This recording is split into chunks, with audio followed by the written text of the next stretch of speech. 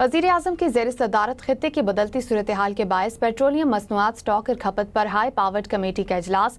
ज़राए के मुताबिक इजलास में वज़ीर ख़जाना की जानिब से वज़ीर आज़म को ब्रीफिंग दी गई है। माहिर मौशियात डॉक्टर खाकान नजीब साहब हमारे साथ मौजूद हैं। बहुत शुक्रिया आपके वक्त का। खाकान साहब, सबसे पहले तो मैं आपसे जानना चाहूँगी, जैसे कि अबनाए हुर्मुज़ के बंद की बंदिश के सबब आलमी मईशत पर फौरी तौर पर क्या असरात हो सकते हैं, इस हवाले से जिक्र कीजिएगा। देखिए, सबसे पहले तो ऑब्वियसली जो ऑयल की कीमत है वो 20% ज़्यादा है कंपेयर टू जब ये जंग नहीं हुई थी। और अगर आप इसको देखें तो $70 का ब्रेंट था, आज $85 का ब्रेंट है। इससे इन्फ्लेशनरी इम्पैक्ट भी आता है और स्पेशली उन ममालिक के लिए जो ऑयल इम्पोर्टिंग हो, एक बहुत बड़ा फर्क पड़ता है। दूसरी बात यह कि एक ओवरऑल जो अनसर्टनिटी क्रिएट हुई है उससे जो इन्वेस्टमेंट है वो स्लो हो जाती है दुनिया भर में। और एक इन्फ्लेशनरी इम्पैक्ट जो ऑयल प्राइसेस के बढ़ने का है वो ये भी होता है कि जहाँ पे कीमतें मनी की, यानी कि जिसको आप कहते हैं ना पॉलिसी रेट, आम फहम जबान में जो स्टेट बैंक्स या सेंट्रल बैंक्स लगाते हैं, वो अब कम हो रहा था अमेरिका में। अगर इन्फ्लेशन थोड़ी सी स्पाइक करती है तो वो नहीं कम होगा। जनरल कंज्यूमर डिस्क्रेशनरी में जो लोग अपनी बेड लिनन खरीदेंगे या कोई चीज खरीदने जाएंगे वो स्लो हो जाएंगे। सो एक ओवरऑल जो इम्पैक्ट होता है, जो ग्रोथ ऑफ द वर्ल्ड है, वर्ल्ड ग्रोथ ऑर्डर पे, उस पर भी एक आई थिंक थोड़ा सा इम्पैक्ट आ सकता है। फिर एक अनसर्टेनिटी लॉन्ग टर्म इन्वेस्टमेंट को डिले कर देती है। एटलीस्ट आई डोंट थिंक कि लोग खत्म कर देते हैं वो investment, but long term investment जो है उसके जो प्रोस्पेक्ट्स हैं वो डिले हो जाते हैं। जो एक्सपोर्टिंग कंट्रीज हैं पाकिस्तान की तरह की, उन पे भी ये इम्पैक्ट आता है कि उनकी एक्सपोर्ट जो है वो हिट हो जाती हैं। पाकिस्तान जैसे मुल्क के लिए एक स्पेशल इम्पैक्ट होता है और वो चैनल है हमारे रेमिटेंसेस का। अगर कहीं भी रेमिटेंसेस थोड़ी सी डिले होती हैं तो जो आपने $42 बिलियन मॉडल किया हुआ है, अगर वो हिलता है तो आपके एक बैलेंस ऑफ पेमेंट्स पे प्रेशर आता है।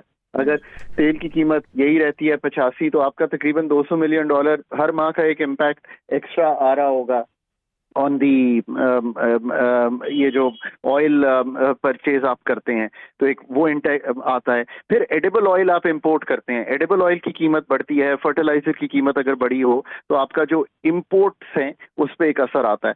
सो मल्टी जिसे कहेंगे लेयर्ड असर जो है वो ममालिक पे और एक ग्लोबल इकोनॉमी पे आता है।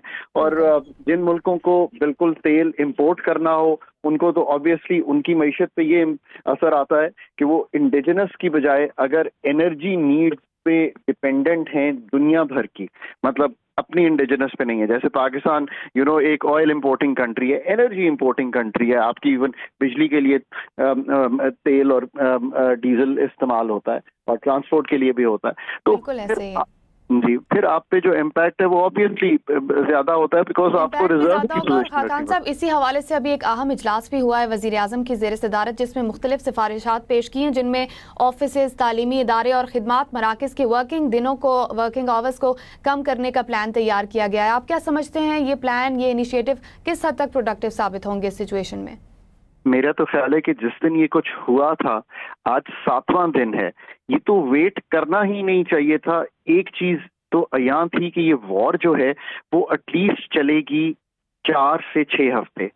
अब अगर ये बात उस वक्त क्लियरली कह दी गई थी और रिजर्व्स ही 28 या 30 दिन के थे पेट्रोलियम प्रोडक्ट्स के, तो वॉर बियॉन्ड चल रही थी, तो डिप्लीशन तो शुरू होनी ही होनी थी। सो आपको जो एक्शन है ये तो बहुत शुरू में ही ले लेना चाहिए था।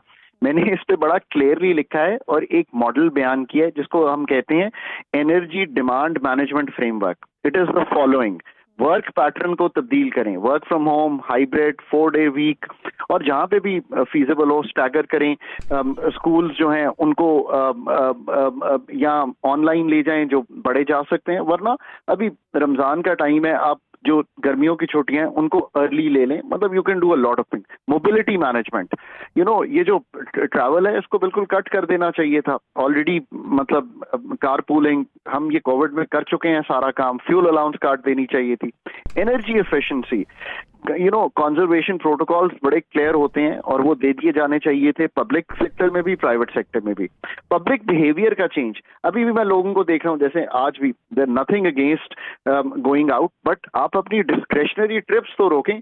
मतलब फ्यूल एफिशिएंट तो बने, मतलब रोजा अफ्तारी करना जरूर अच्छा है, बट ये एक बहुत ही एग्जोजिनस एक्सटर्नल शॉक है जो पाकिस्तान ने लिया है। फिर आखिर में मार्केट डिसिप्लिन, जिसका मतलब है क्रैकडाउन करें इलीगल स्टोरेज पे और स्मगलिंग आउट ऑफ पाकिस्तान पे, और प्राइसिंग जो है उसको भी ठीक रखना चाहिए।